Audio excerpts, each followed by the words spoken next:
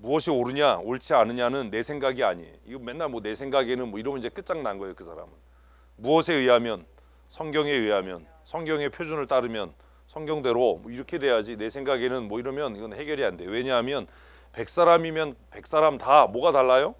자기 생각이 달라요. 자기 기준이 달라요. 옳다라고 생각하는 게 달라요. 키가 165면 큰 거예요, 작은 거예요? 그지? 사람마다 다르잖아. 고미자 원사님한테 물었으니까 다행이지. 김혜진이한테 물었으면 엄청 커요. 뭐. 네가 난쟁이 똥자루야. 그래서 교회가 하나 되지 않는 이유, 우리가 늘 교회가 하나 되어야 됩니다라고 얘기했는데 왜 교회가 하나 되지 않냐 하면 뭐가 다른 거예요? 각각 저마다 기준이 다른 거예요. 기준이 같아야 돼요. 그래서 어제 그 신방하면서도 그 얘기했는데 건축하려면 꼭 측량해야 되잖아요. 경계 측량해야 되고 뭐 이런 측량을 하는데 측량할 때 제일 중요한 게 뭐예요? 기준점이에요. 기준점. 그래서 길바닥 다니다 보면 이렇게 지적공사에서 박아놓은 기준점이 있어요. 그거 못 찾으면 측량 못해요. 해봐서 알잖아. 그거 되게 복잡하잖아. 근데 그 기준점이 동네 멀리 있으면 돈이 많이 들어. 왜? 거기서부터 계속 기준점을 따서 갖고 들어와야 되거든. 근데 오늘 교회가 흔들리고 예수 믿는 사람들의 삶이 개판인 이유가 뭐냐? 뭐가 없어요? 기준이 없는 거예요. 그래서 이럴 때는 이게 옳고 저럴 때는 저기요. 나한테 유익이 되면 옳고 나한테 손해가 되면 그건 잘못된 일이다. 이렇게 얘기를 해요. 성경이 기준이다. 뭐가 기준이다? 성경이 기준이다. 왜 대답을 안 하지 우리는? 뭐가 기준이다? 성경이 기준이다. 아멘. 그렇게 사셔야 돼요. 내 삶의 표준은 뭐다? 성경이다. 정말로요? 그렇게는 못 살아도 아멘으로 우기긴 해야 돼. 나는 뭐대로 해요? 성경대로 해요. 성경대로. 이게 확실해야 돼. 정말 성경대로 아니야. 그러면 내가 어떤 일을 결정하고 선택하고 옳다라고 얘기할 때 뭘 댈 수 있어야 돼요? 성경의 근거를 댈 수 있어야 돼요. 성경의 이 말씀에 의해서 내가 이렇게 주장하는 건 옳다. 혹은 내 판단이 이렇다라고 해야 되는데 그게 안 되는 겁니다. 근데 그러려면 목사님 성경을 다 알아야 되는데 그거 아니에요. 성경이 삶의 표준으로 가치의 기준으로 작용하기 위해서 많이 알 필요가 없어요. 많이 알아서 문제야. 그 쓸데없는 걸 괜히 많이 알아가지고 그거 필요 이상의 것들을 자꾸 알으려고 그래. 그래서 뭐 얘기하면 막 뭐 인터넷 뒤지는데 그런 거 필요 없어요. 그냥 가지고 다니는 성경이나 잘 알면 돼요. 삶의 기준과 가치의 표준으로서의 기능을 다 하기에 정말 필요 충분한 건 딸랑 뭐예요?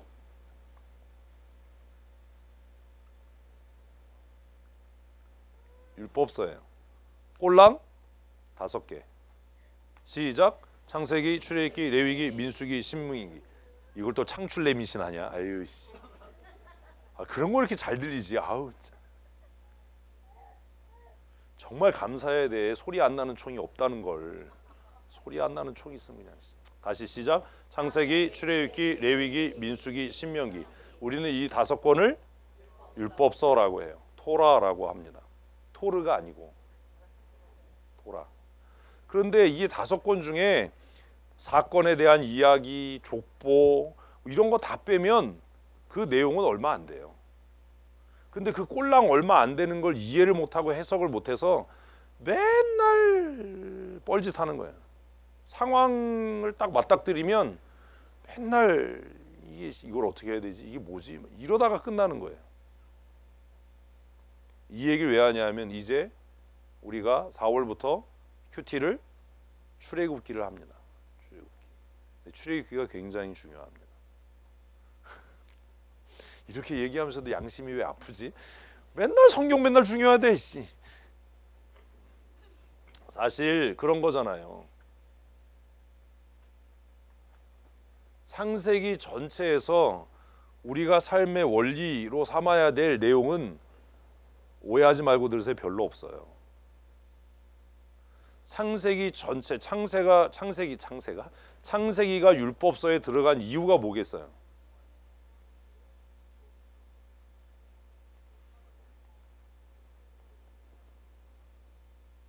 창세기가 율법서에 들어간 이유가 창세기에 뭐 율법이 나와요?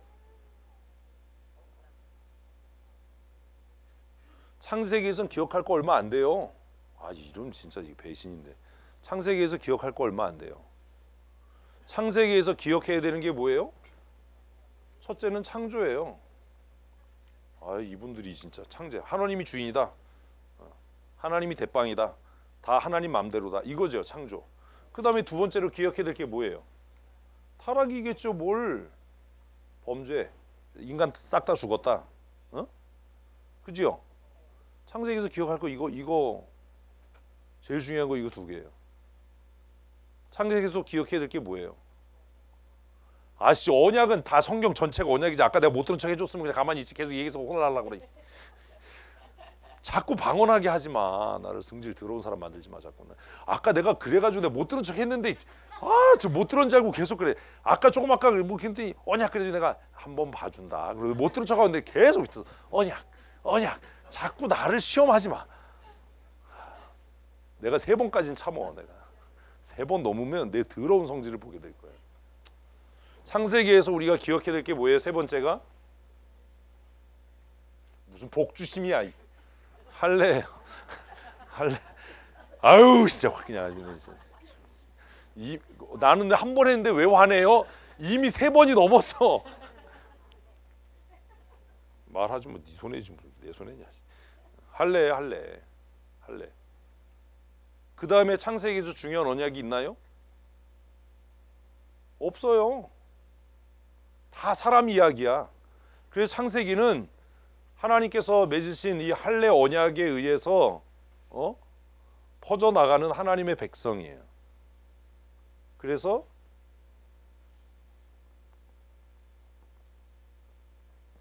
족장들의 삶에 대한 이야기가 전부예요. 그럼 족장들의 삶에 있어서 중요한 게 뭐예요? 하나님의 언약을 지키는가? 할례 그 명령을 지키는가? 그래서 창세기는 아주 간단해요. 명령이 가지 마 이거예요. 그 땅에 머물러 떠나지 마 이거밖에 없어요. 창세기 끝났잖아요. 응? 속는 거 같죠?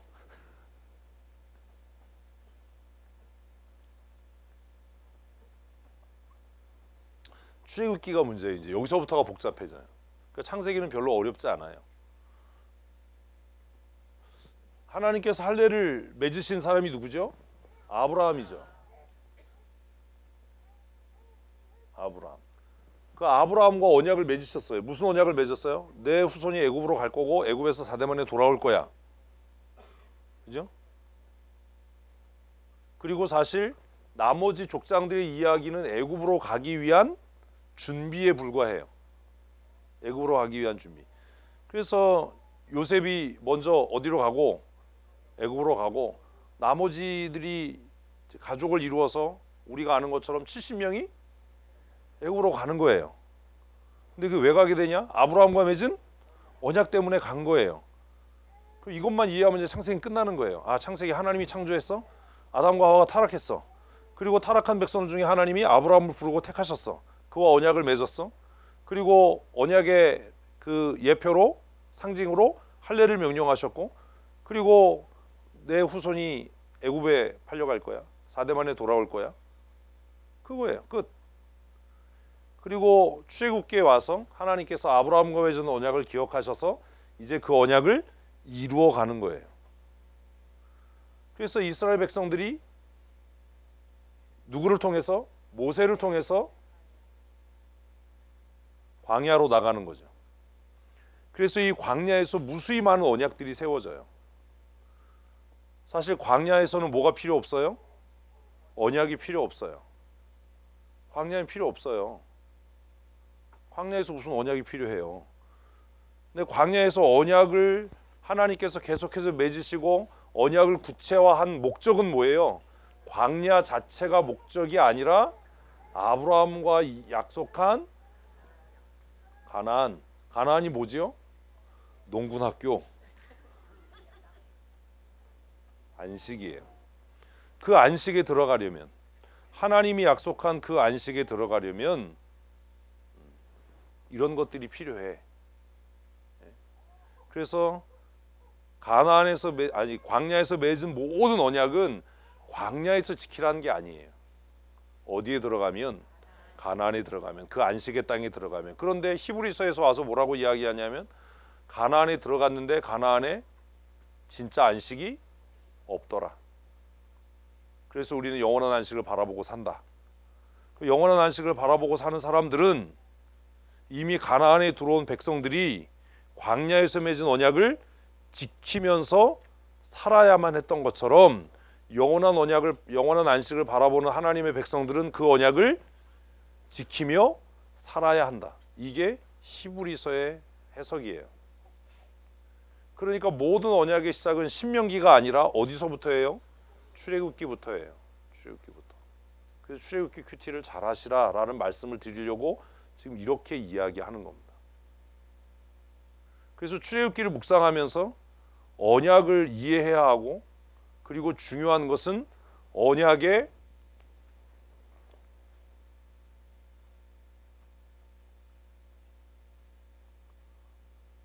내용이 아니에요. 약속의 조문이 아니라 사실 그 언약이 담고 있는 언약의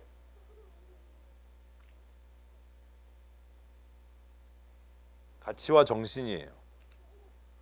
이 가치와 정신은 어떻게 부여되죠? 언약의 내용은 문자죠, 텍스트죠. 네? 정신을 차려야 눈에 힘을 빡 주고 이게. 네? 언약의 내용은 뭐예요? 문자예요, 문자. 아니 십계명 돌판에 쓴 게 문자지 그럼 뭐겠어? 문자잖아요. 문자. 그런데 그 언약의 가치와 내용은, 정신은 문자로 결정되나요? 어떻게 결정됩니까?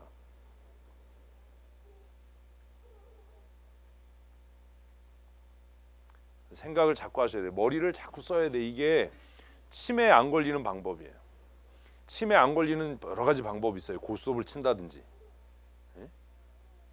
요 밑에 있잖아요. 불 반짝반짝한데. 가서 하신다든지. 근데 그거보다 경건한 거는 생각을 자꾸 하시는 거예요. 경건하게 치매 안 걸려. 생각을 자꾸 하는 거예요. 답을 가르쳐줘 이런 거 하지 말고, 뭐 쓰려고 그러지 말고 생각을 자꾸 하시는 거예요. 의미와 가치는 무엇, 언제, 어떻게, 무엇에 의해서 결정됩니까? 쉽게 이야기할게요. 이게 쉽게 이야기할게요. 쉽게. 자, 얘가 뭐예요? 펜이지. 이거 대답 좀 하죠. 이게 뭐예요? 펜이에요. 펜. 그치요? 펜. 이건 여기에 해당해요. 펜이다. 펜이다.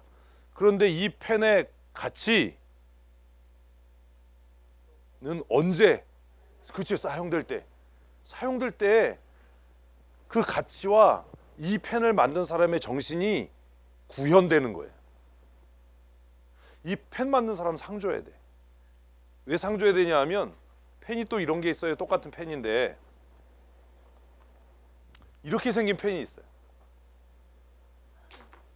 이렇게 생긴 펜은 잘 써져요. 웃지도 않아. 근데 얘는 다 쓰면 버려야 되잖아요.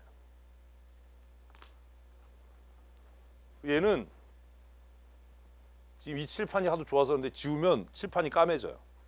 그래서 다른 교회 화이트보드 펜 칠판 보면 새까매. 근데 우리 교회 건 하얗잖아. 이 펜은 쓰면 쓸수록 만든 사람의 가치와 정신이 느껴져요. 왜? 얘는 잉크를 리필할 수 있어요. 그래서 얘 지금 겉에 있는 글자가 다 지워졌죠? 제가 기억하기로 이 펜을 지금 3년 이상 쓰고 있거든요. 제가. 쓰면 잉크 넣으면 되니까. 촉이 무뎌지면 갈면 되니까. 더 좋은 건 뭐냐면 얘는 쓰면 칠판이 깨끗해져.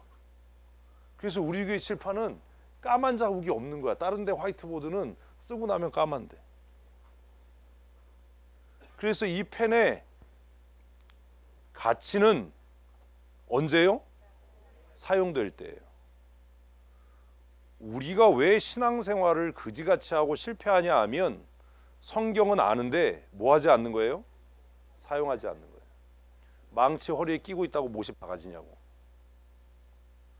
약속의 말씀을 손에 들고 있다고 그게 역사하냐고. 기도를 안 하는데, 사용을 하지 않는데.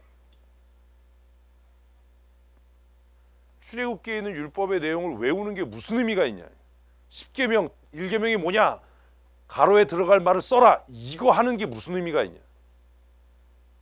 물론 외워야죠. 10계명, 1계명 시작. 그게 무슨 의미가 있냐 이거지. 신이 있잖아, 다른 신이. 애 엄마한테는 애가 신이고, 응? 손녀가 신이고 손자가 신이고, 돈이 신이고 명예가 신인데 그거 외우는 게 무슨 의미가 있냐. 그거 못 외워서 안 지키냐. 다 알지 않냐.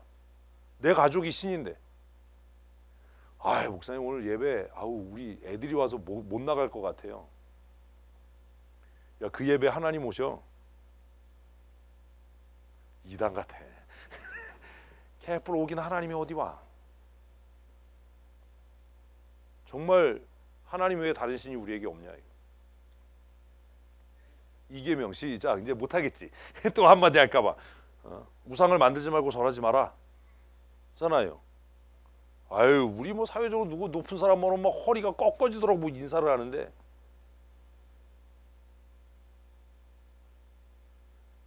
그런 정신으로 예배해봤냐 너.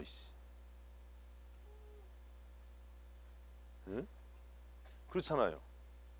협회 회장님 오면 어떻겠어요? 웃어. 내가 더 급수가 높아. 2급이잖아. 2급이죠. 2급. 1급도 아닌데. 1급은 못 와요? 난 무급이야. 1급은 못 오는 거예요? 들고. 그러면 누가복음에 그 친구가 1급이야? 다른 사람 몰라 누군지. 누가복음에 그 친구, 지붕에서 내려온 그 친구가 1급이었어? 협회 1급? 그렇구나. 그럼 벳세다 광야의 그 친구는? 그 친구는 한 3급 되나? 들어가지만 못한 거니까 말은 잘하는데 쓸데없는 소리지만 이런 게 사용되는 거예요. 성경을. 그 혈루증 앓은 여자는 급수가 안 나오나? 그 급수 없어요? 희귀병. 그럼 보험 가입이 안 되겠구나. 율법은 그만 좀 해요. 한 번 해서 거기서 끝내. 율법은 그 조문을 이해하고 아는 데 의미가 있는 게 아니라 지켜지고 실행될 때 가치가 있는 거예요. 이스라엘이 망한 이유가 뭐냐면 율법의 조문은 아는데 그 율법이 더 이상 가치를 갖지 못하는 거예요. 이런 거죠. 영과 진리로 예배한다. 그거 모르는 사람 손 들어보세요. 근데 그게 내 삶을 통해 실천되지 않으니까 뭐가 없는 거예요? 가치가 없는 거예요. 무슨 가치가 있냐? 그거 외우는 게 무슨 가치가 있냐? 믿는 자에게 능치 못함이 없다. 몇 장 몇 절이냐? 그거 아는 게 무슨 의미가 있냐? 베드로전서 5장 7절에 너희 모든 염려를 주께 맡겨라. 주가 돌보시. 이거 아는 게 무슨 가치가 있냐? 그걸 듣고 알았으면 뭐 해야지? 뭘 또 실행을 해. 진짜 맡겨야지. 탈북한 사람들이 제일 힘든 것 중에 하나가 뭐라고요? 은행에 돈 맡기는 거예요. 왜? 북한에는 돈 맡기면 은행에서 돈을 안 준대요. 그래가지고 은행에 돈 맡기라고 그러면 그걸 못해서 맨날 장판 밑에다 넣어놓고 허리에 차고 다니고, 그래가지고 스트레스를 받아서 그냥 막. 이스라엘이 망한 이유는 몰랐기 때문이 아니에요. 그 율법이 그들의 삶에서 뭐가 없어요? 가치가 없어진 거예요. 왜? 실천되지 않으니까. 정신이 이해되지 않은 거예요. 그래서 가치와 정신은 언제요? 실천될 때. 그걸 다른 말로 좀 고상하게 이야기하면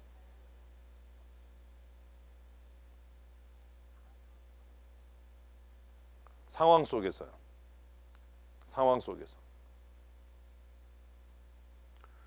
뭔가를 이렇게 작업을 할 때 많은 공구가 있어요. 아마추어와 프로의 차이가 뭔지 아세요? 어떤 작업에 어떤 공구를 어떻게 써야 되는지를 아느냐 모르느냐의 차이야. 이해되세요? 그냥 일반 드릴을 써야 될 때가 있고 햄머 드릴을 써야 될 때가 있고 임팩을 써야 될 때가 있고 그 차이를 아냐. 드릴과 그냥 일반 드릴과 임팩의 차이를 아냐. 임팩과 햄머 드릴의 차이를 아냐. 이거 알면 이제 고수예요. 성경이 삶 속에서 적용되거나 실천되지 않으니까 아무런 능력을 발휘하지 않는 거예요. 그러니까 그 사람에게는 성경이 무의미하고 무가치한 거예요. 그냥 공부의 대상이에요. 그러니까 맨날 성경고사 가면 뭐 1등하고 뭐 외우라고 그러면 잘 외우는데 아무런 변화가 없어요. 왜? 뭐 되지 않으니까. 상황 속에서 실천되지 않으니까.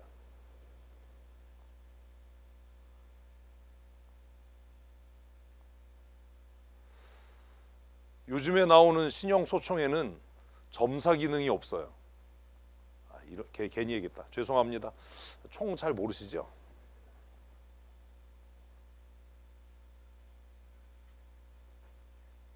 점사가 뭐냐면 이렇게 한 번 당기면 두 발 세 발 따닥 따닥 나가는 거야. 단발, 점사, 연사가 있거든요. 연발은 당기면 그냥 한 번에 빠락 나가는 거야. 그러니까 뭐 30발 탄창 뭐 0.5초 만에 다 없어지는 거죠. 그런 것들이 왜 중요하냐 하면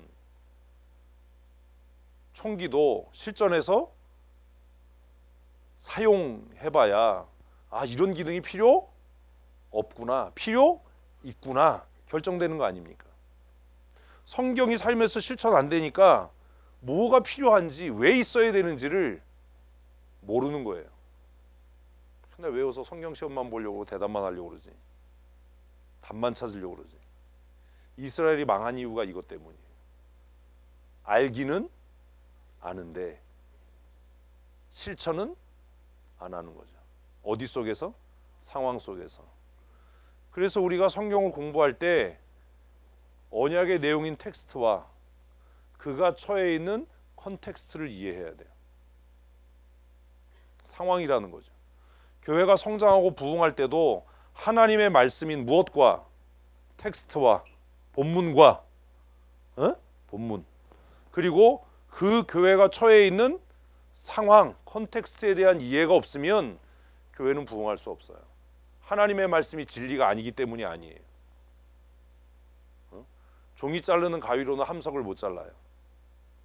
그럼 함석 자르는 가위로는 종이 잘라질 것 같지요? 안 잘라지거든요.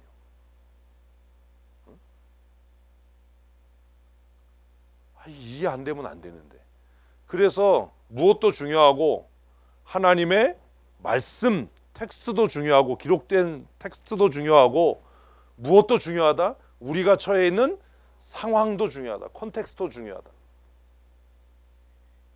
그런데 이게 순서가 뒤집혀지면 안 돼요.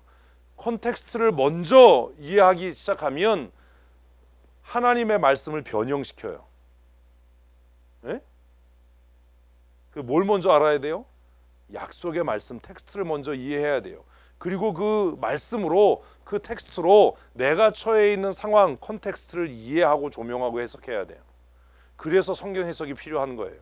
성경에서 가르치면 그냥 맨날 왜 저렇게 어려운 걸 가르치지? 저런 거 몰라도 되는데 그냥 인터넷 찾아보면 되는데 그러니까 안 되는 거예요. 그래서 제가 성경 공부할 때 뭐 주석 성경 이런 거 보지 마라. 우리가 가지고 있는 지적인 수준으로 성경을 해석하는데 전혀 부족하다. 전혀 부족함이 없다. 믿으면 아멘. 안 믿어져. 아무도 아멘을 국어 쉬운데 씨. 그 성경을 이해하고 나면 그 다음에 뭘 해야 돼요? 내가 처해 있는 상황을 정말 객관적이고 냉철하게 뭐 해야 된다고요? 분석해야 되는 거예요. 아니 편의점 하나 낼 때도 시장성을 조사하고 상권을 분석하지 않습니까? 근데 그게 안 되는 거예요 우리가. 그래서 목사님 성경이 너무 어려워요. 성경 뭐 많이 읽는데도 뭐 안 돼요. 왜 안 되냐 하면 이런 원리를 모르는 거예요. 텍스트를 이해하고 컨텍스트를 이해하면 어떤 일이 생기지 하면 에스키모에게 냉장고를 팔 수 있다니까요. 무슨 말인지 아시겠어요? 북극에 가서 에어컨 팔 수 있다고요. 북극에는 에어컨 안 팔릴 것 같죠? 이걸 모르니까 이걸 모르는 바보들이 맨날 안 된다는 거예요. 맨날 안 돼. 기도해봐야 뭐 응답도 없고 맨날 안 돼. 그러니까 기도하라고 그러면 맨날 바리새인 같은 기도해요. 신앙생활이 재미가 없어지는 거예요. 활기가 없어지는 거예요. 자 보세요. 내가 칼을 막 갈았어. 어? 칼 갈았어. 그래서 칼 잘 갈아졌나 안 갈아졌나 뭘로 시험하죠? 기가 나네. 이런 거 안 하잖아. 칼 잘 갈아졌나 안 갈아졌나 뭘로 시험해요? 종이 잘라보잖아요. 종이 자를 때 어떻게 잘려요? 샥 잘 갈아진 거잖아요. 갈기만 하는 거 맨날. 진짜 좋은 칼은 이렇게 칼을 세워놓고 그 위에 실크천을 던져요. 그 실크천이 내려가면서 그 무게로 싹 잘리면 최고의 칼이에요. 스치기만 해도 모가지가 잘린다. 그래서 그런 거잖아요. 그런 칼은 딱 한 번 써 모가지가 딱 떨어져서 딱 못 봤어요? 딱 하나님의 말씀이 무뎌서 역사가 안 일어나는 게 아니다. 또 영권사님이 죽어가시네. 또 꺼야지. 이 심리적인 거예요, 사실. 지금 실내 온도는 22도고 설정 온도는 23도니까 찬바람은 안 나오고 그냥 공기만 순환되는 거예요. 찬바람이 네가 기침하면 내가 거짓말한 것 같잖아. 왜 앞에서 손발이 맞아야 사기를 치는데 저기 사니. 이해되세요? 아침에도 이게 날씨가 더워지니까 공기가 굉장히 탁하고 답답해서 제가 순환되게 에어컨을 켰어요. 실내 온도 23도, 설정 온도 25도. 우리는 꼭 에어컨을 어떤 용도로만 써요? 그러면 북극에서 에어컨을 못 파는 거예요. 에어컨 기능 중에 중요한 기능이 있어요. 뭐요? 공기 순환 기능이요. 공기 청정 기능이요. 북극에 가서 에어컨 팔려면 이 기계의 성능, 텍스트에 대한 이해를 해서 얘는요 공기 중에 있는 나쁜 세균을 없애주고요 공기를 대류시켜서 순환시켜서 따뜻한 공기가 위로 올라가지 않고 아래로 내려오게 하고요. 이러면 북극에도 에어컨 팔 수 있죠. 이게 안 되는 거예요. 우리가 성경을 읽었으면 그 다음에 해야 될 일이 뭐라고요? 자기의 상황을 면밀히 살피고 해석하는 거예요. 이게 안 되면 하나님 성경은 이런데 왜 내 삶에 변화가 없죠? 맨날 이 소리 하는 거야.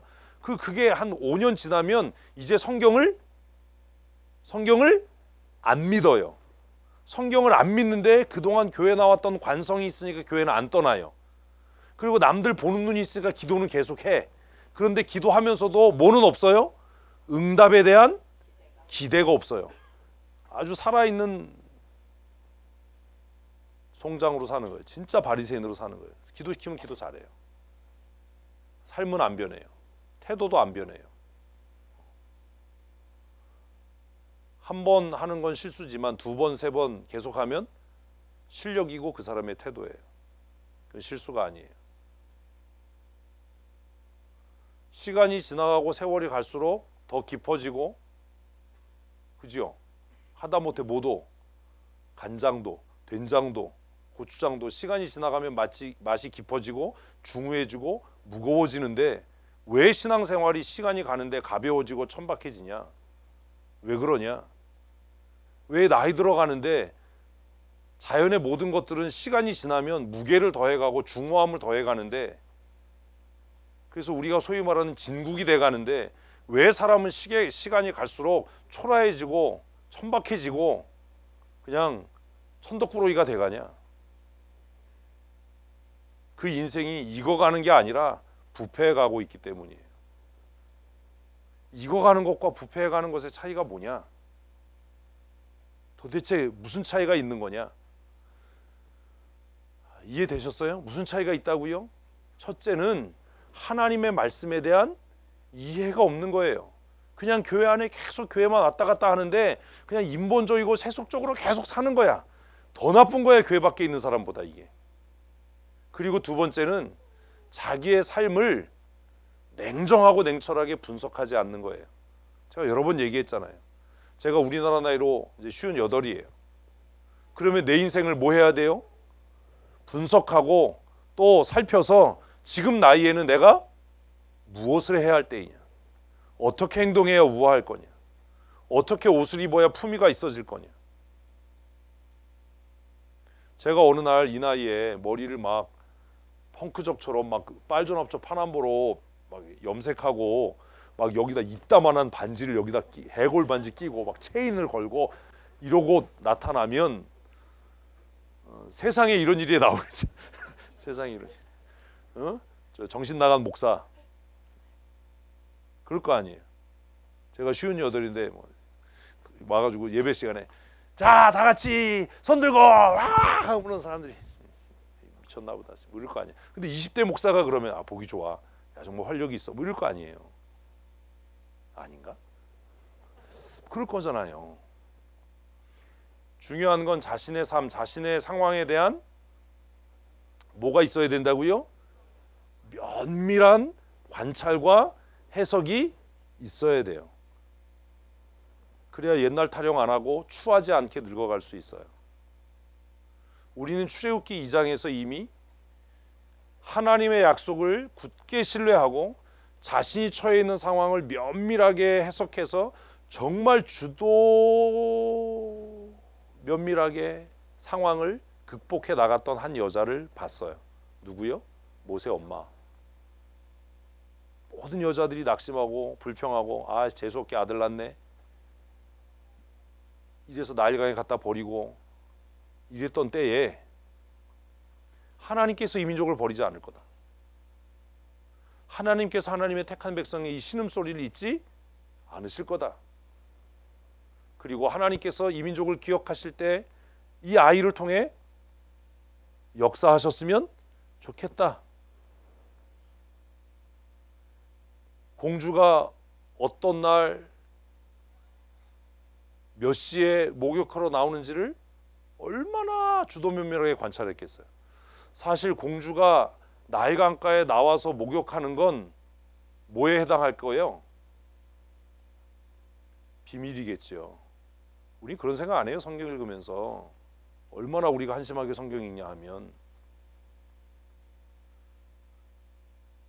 공주가 무슨 요일에 몇 시에 어디쯤에 나가서 목욕한다, 이거 알아내는 게 그렇게 쉬웠겠어요?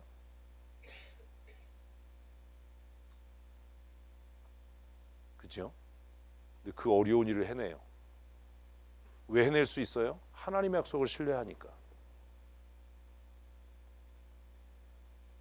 갈대로 상자를 엮어서 자기 생명보다 더 귀한 그 아들을 그 갈대 상자 안에 넣어서 나일 강물, 그 악어가 드실거리는 나일 강물에 띄워요. 정확하게 계산을 한 거지요. 요 상류 여기쯤에서 띄우면 얘가 흘러서 공주가 목욕할 때쯤 되면 거기에 가서 애가 울 거야. 야, 모세가 또 기가 막히게 울어줬어. 안 울면 안 되는데. 응? 그리고 분명히 이 아이가 어리니까 유모가 필요하니까, 야, 너 미리암 너 가서 이따가 내가 유모 구해올까요? 이렇게 얘기를 해라. 모세 엄마가 그렇게 할 수 있었던 것은 하나님의 약속에 대한 신뢰, 이해, 그죠? 그리고 자신이 처해 있는 상황에 대한 분석과 이해가 있었기 때문이에요. 우리가 왜 안 되는지 아세요? 왜 맨날 정신 빼고 헬렐레 하고 사는지 아세요? 그게 없는 거예요. 두 가지가 다 없는 거예요. 말씀에 대한 이해도 없고, 더 없는 건 뭐예요? 자기 상황에 대한 이해가 없어요. 내가 지금 의지하고 붙들어야 될 말씀이 뭐냐? 하나님은 지금 나에게 뭐라고 말씀하시는가? 내가 먼저 해결해야 될 일은 뭐냐? 그게 없는 거예요. 큰 분주하기만 해. 뭐 열심히 하지 맨날. 열심히 하지. 열심히 해서 뭐 어떡하려고. 제가 지금 예배당 건축하면서 배우는 게 참 많아요. 아, 뭐가 있어? 순서가 있어. 순서가 있어. 정찬 목사님 귀찮을 거예요. 제가 쫓아는 자꾸 물어봐서. 제사관계는 빨리빨리 막 했으면 좋겠고, 미장도 빨리 했으면 좋겠고, 이렇게 순서가 있는 거예요. 창틀 끼고 실링 다 하고 미장하고 순서가 있는 거지.